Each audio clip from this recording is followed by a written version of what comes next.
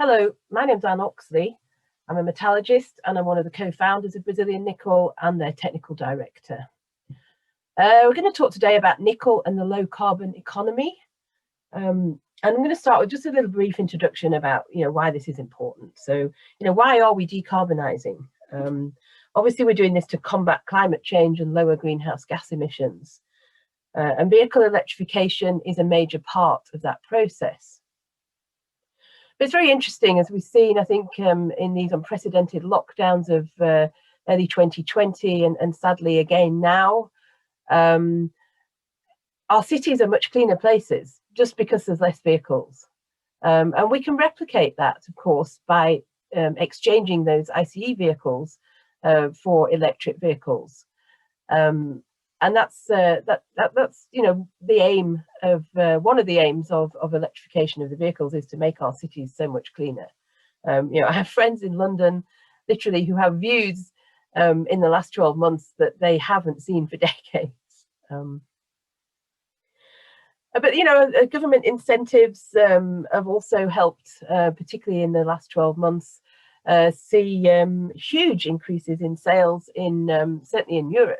We might have seen them decrease in the rest of the world, but it's been surprising just how many electric vehicle sales have grown in Europe, considering the backdrop of drastic decreases in normal ICE vehicle sales.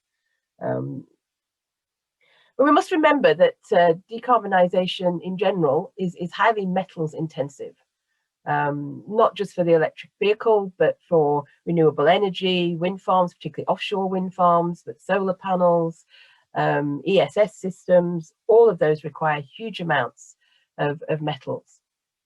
And most mining is still relatively GHG emission intensive. And we'll look in a bit more detail at what that means for nickel and how we might be able to reduce those carbon emissions in particular as we go forward. I like to call this slide the nickel crunch. There's a quote there at the top, which is from Tesla, that they recognize one of their biggest strategic supply risks is nickel. That's from Bloomberg last year. Now this slide, you'll have seen many by now already, slides about the number of vehicles that we're expecting in the next few years. But this is these are our numbers. It's a consensus of various conferences and publications that we subscribe to. I think the first thing to say is that 2020 was lower than expected for electric vehicle sales in general, even with those increases in Europe. There were predictions of maybe up to 5 million by 2020 in the past pre-COVID times. And we're at, it seems it was about 2.3 million for last year. But we will bounce back, and we reckon in BRN that we could have over 12 million by 2025 and well over 30 million by 2030. There are estimates out there that are as high as 39 or even 40 million by 2030. Let's see what happens.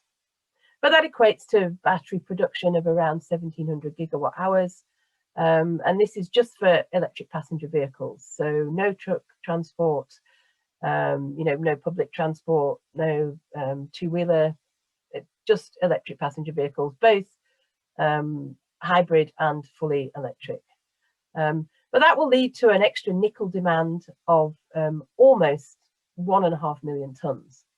Now, 2020's total production was around 2.3 million tonnes. So, that is a significant amount of nickel that we have to find. It equates to more than 58 Piauí projects.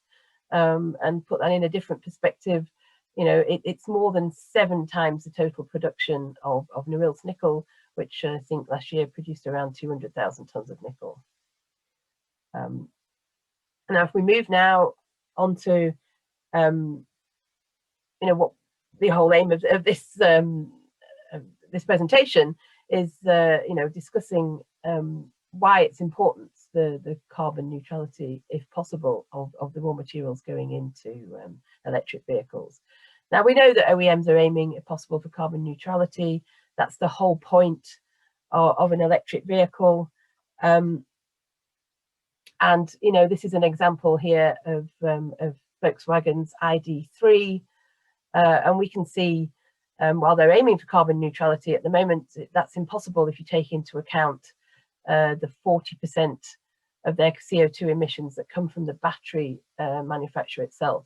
Now, it is possible for them to be zero carbon post that, so with the cell manufacturer onwards, as long though as they use renewable energy. Obviously, if they're not using renewable energy, then there's significant CO2 emissions from coal burning power stations, etc. Now, within that 40%, there obviously are huge opportunities for carbon reduction within the raw material supply. And we'll take a look at that in more detail in the next slide. The diagram on the left is basically from the GHG, the greenhouse gas protocol, which sets out in its corporate reporting standard how we go about calculating CO2 emissions in mining operations. Now, this was put together by the World Resources Institute and the World Business Council for Sustainable Development. And as you see, there are 3 scopes there. Now, scope 3 encompasses everything that goes into basically the nickel out of the ground all the way through to the end use. So it's very difficult for a mining company to look at that.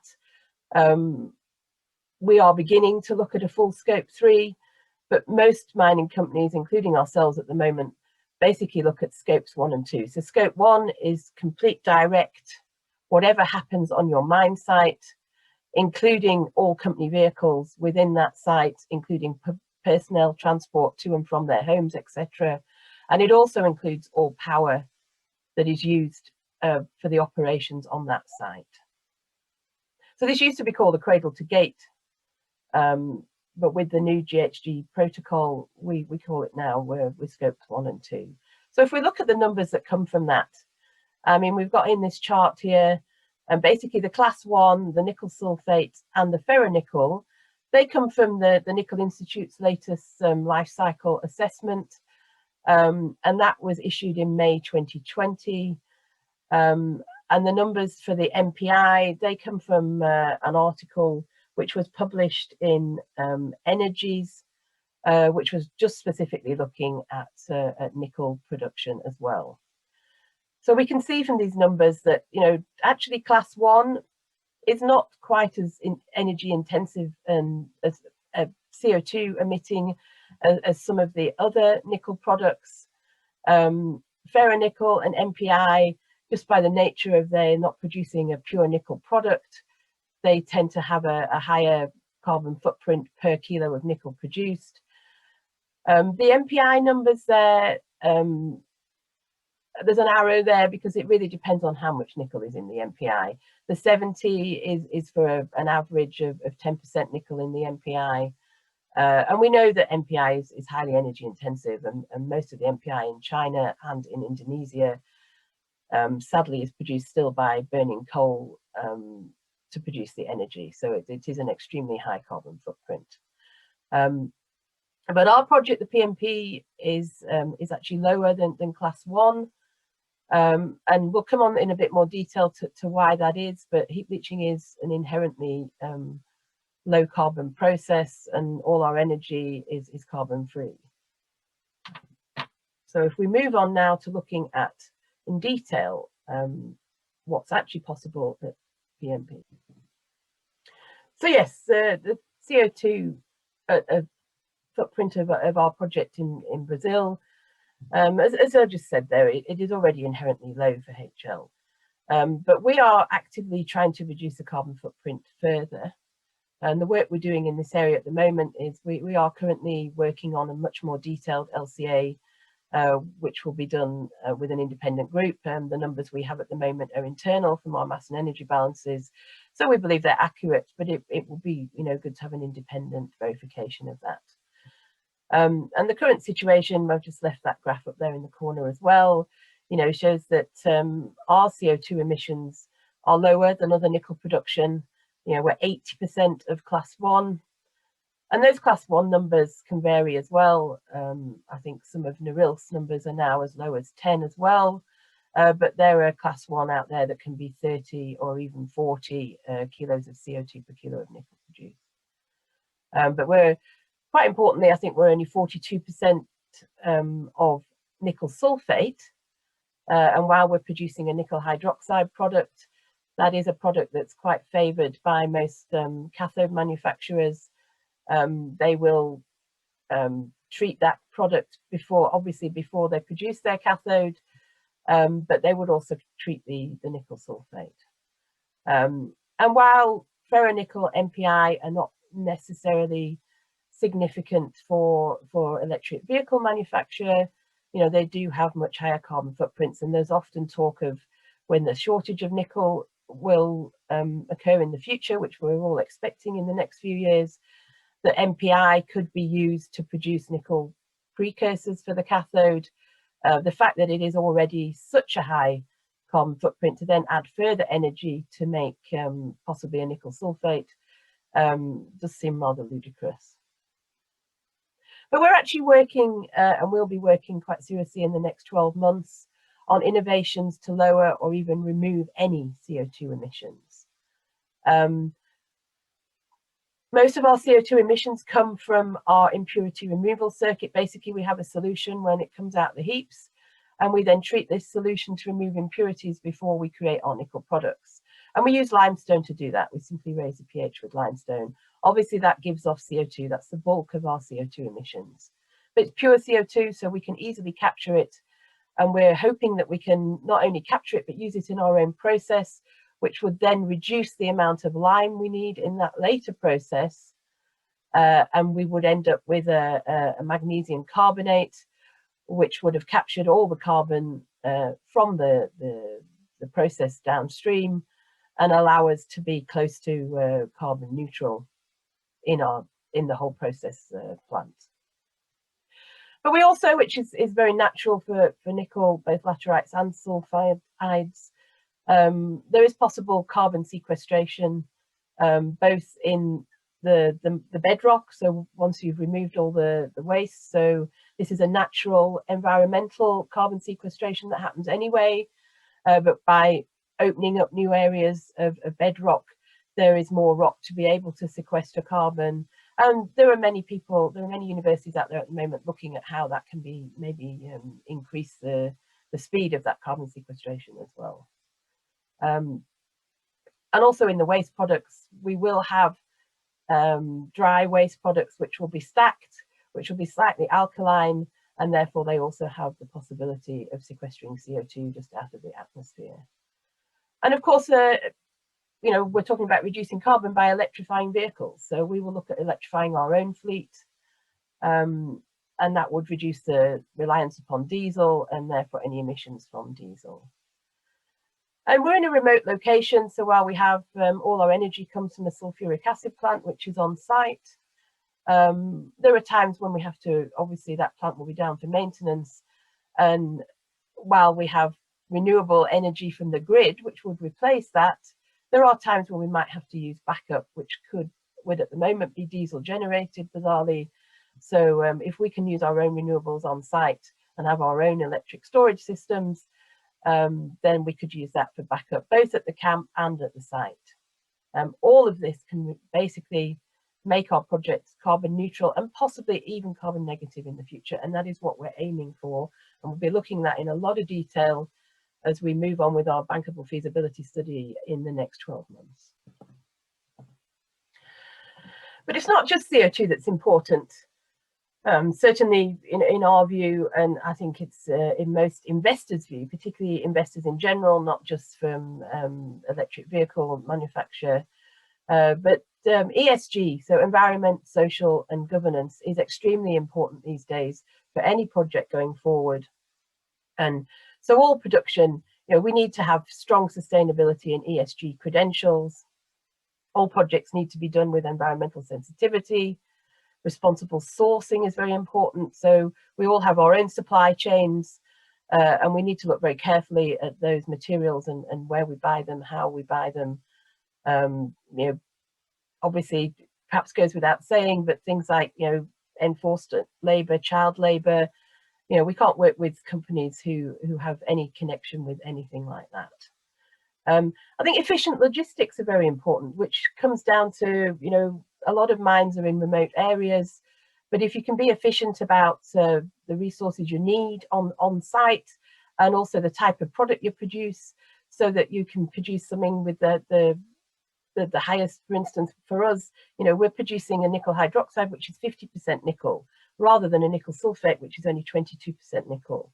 And so that is much more efficient for the transport of that product to the port, you know, from where it will go to the final customer.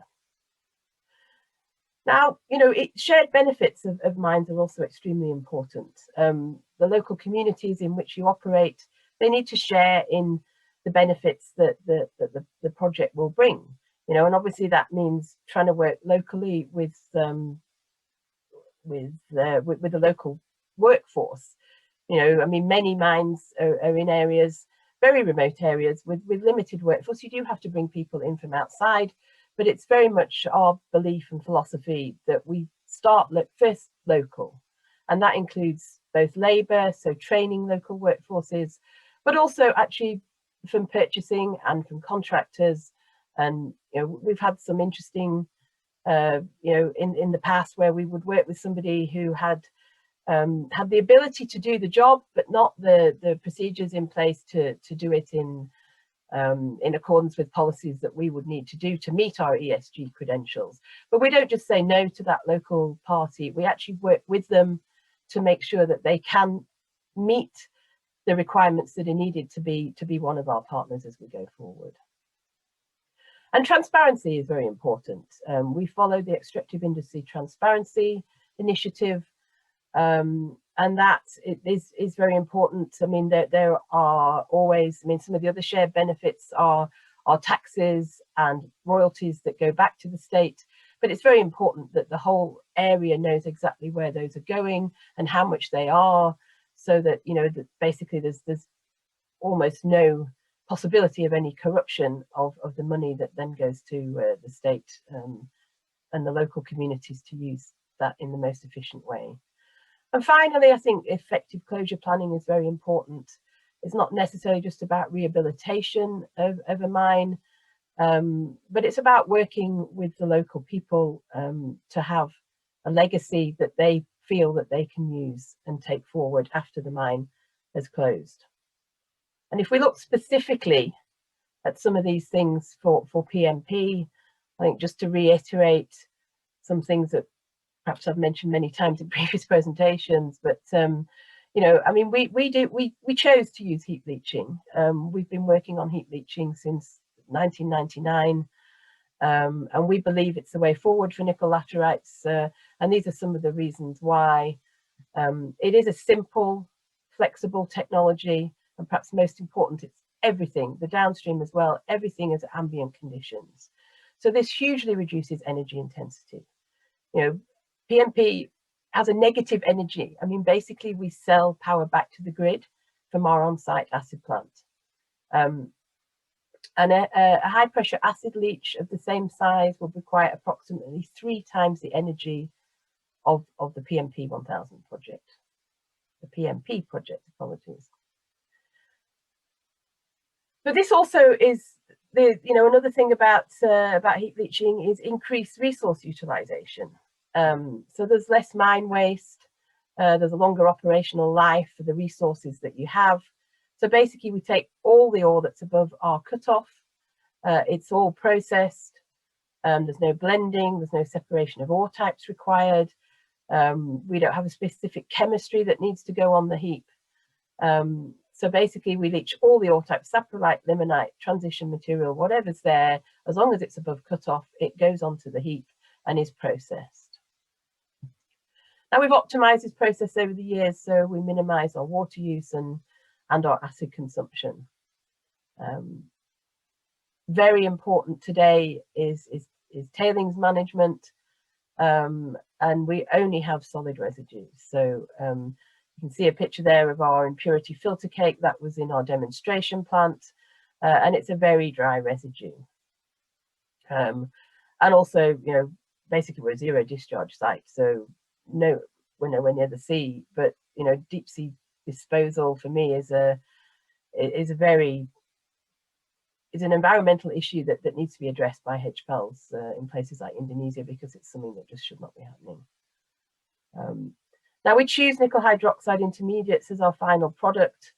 As I say, they're approximately 50% nickel on a dry basis, so much better for transportation to the customer. All our power for the operation is from the on-site sulfuric acid plant. So as I said at the beginning, we are negative energy, so it's carbon free, and the excess is sold back to the national grid. You know, we have good local community engagement and support.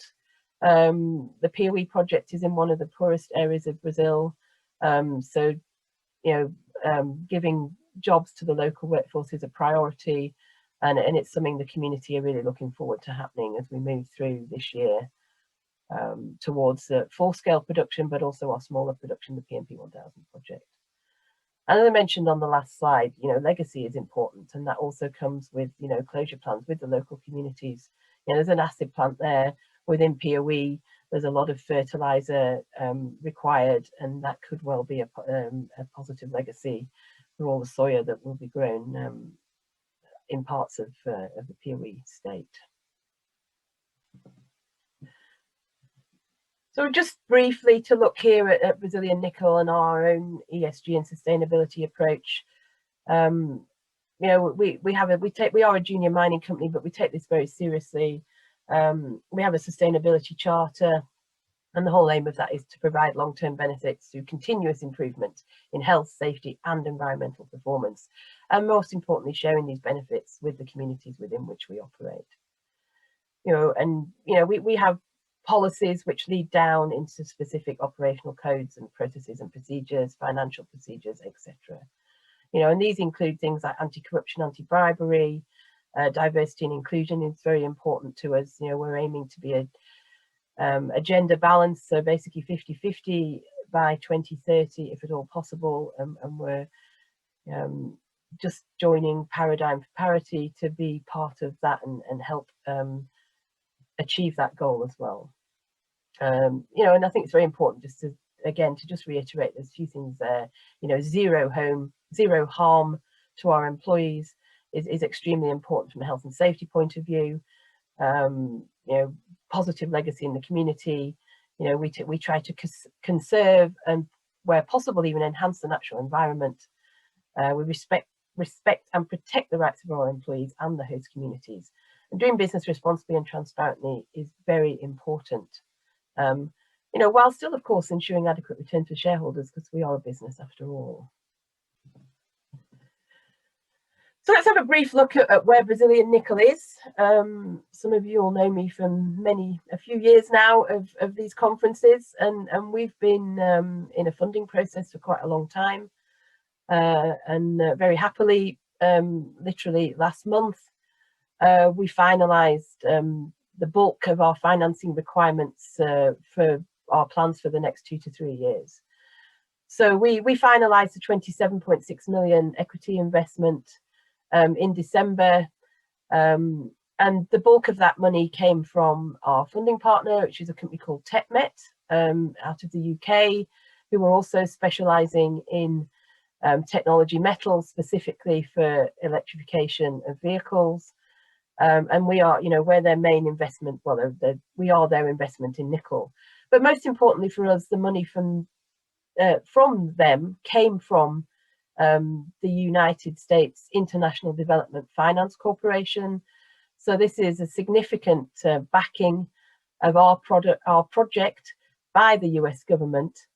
You know, companies, institutions like the DFC, it's, you know, ESG is a very high importance to them. So if you don't pass their very high levels of ESG, then they're never going to put equity into you, certainly, or even debt. So, you know, this is a bit of a game changer for us, and it allows us to actually move forward with the project that we've been working on for quite a long time.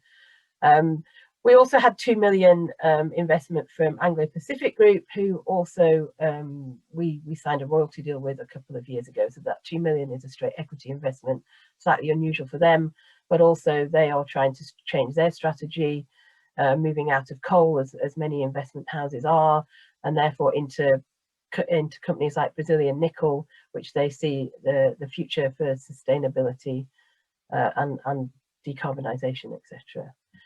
So we're still completing a smaller 15 million debt facility that should be done in Q1 this year. And the use of those funds is for our early production. So that's basically taking our demonstration plant that you can see there, making it much larger. We will have new area for heaps, where we'll be heap leaching about 100,000 tonnes of ore a year, and producing 1,500 tonnes of nickel from that per year, and about 35 tonnes of cobalt.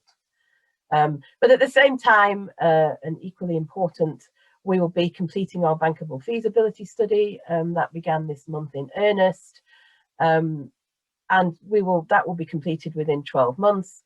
And obviously that's for our full-scale project. Now the full-scale project is the big picture here. That's what we're aiming for. I'll come on in the next slide to a bit of information about timing on all that. But it will be an average of 25,000 tonnes per annum of contained nickel, and also 900 tonnes per annum of cobalt. It's just worth emphasising that, while we are low carbon, we are also low cost, both operating and capital. So, that capital cost there, this is from our from BRN's pre-feasibility study, so this will be updated in the next year. But that capital cost of $465 million, and that is our maximum exposure, not just capital cost, is around a third of competing technologies. And the OPEX is in the lowest quartile. It's just over $6,000 a ton. I mean, current nickel prices are almost 18,000 at the moment. So obviously, this has extremely good economics. Okay, so I'd now finally just like to discuss our development schedule a little bit, but also to remind those who are not so familiar with mining projects just how long it takes to get a mining project into full-scale production. This is obviously a 10-year plus timeline. So we bought the Piauí nickel project from Vale in 2014, and this project is fully explored, so it's not it wasn't an early stage project when we bought it. Vale had done tens of thousands of meters of drilling, and we have a measured resource. It's 73% measured, so there was no need to do any more work geologically. But we basically we then went out and raised money in Brazil, and we used that money to reconfigure Vale's pilot plant, to turn it into a demonstration plant, basically, to get all the data that we need for our bankable feasibility study, and for therefore the engineering data to actually build the full-scale plant. In the same time, we completed a pre-feasibility study using that data as well, and obviously at the same time as we operated that plant in 2016 and 2017, and at the end of that year we got an investment from Anglo-Pacific Group. This was a royalty type investment, so that was an initial 2 million for a 1% royalty, with a pledge of 70 million for the full-scale project, for a larger royalty. Then took us slightly longer to complete the next stage of financing than we might have hoped. So that's possibly an area where if there was more financing available, particularly from the likes of electric vehicle manufacturers, cathode manufacturers, etc., that part maybe 2 years could be removed from this plan if the financing at that stage had been available a little more quickly. But really that's the only phase that you can shorten this plan. So you're still looking at an 8 or even 9 year plan from purchasing to production. But we completed the financing at the end of last year, which allows us, as I said on the previous slide or two ago, obviously that allows us to actually fully start the program to get towards that full production.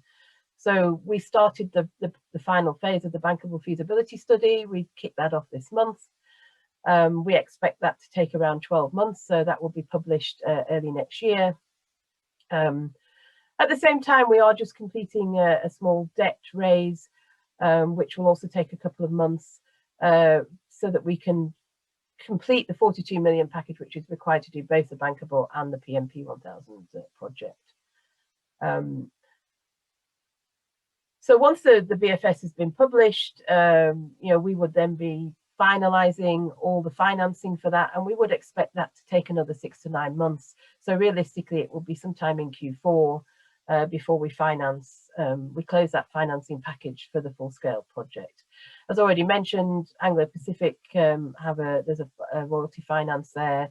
There's always export credit finance, and we're already in discussion with our acid plant manufacturers, and around 70 million of the total price of the acid plant will be available there, which reduces, the 500 million we need to around 360, which is, we would then look to, we would expect that maybe up to even 70% of that will be debt financing, either standard project financing, or perhaps even more from somebody like the DFC or the Japanese JBIC group.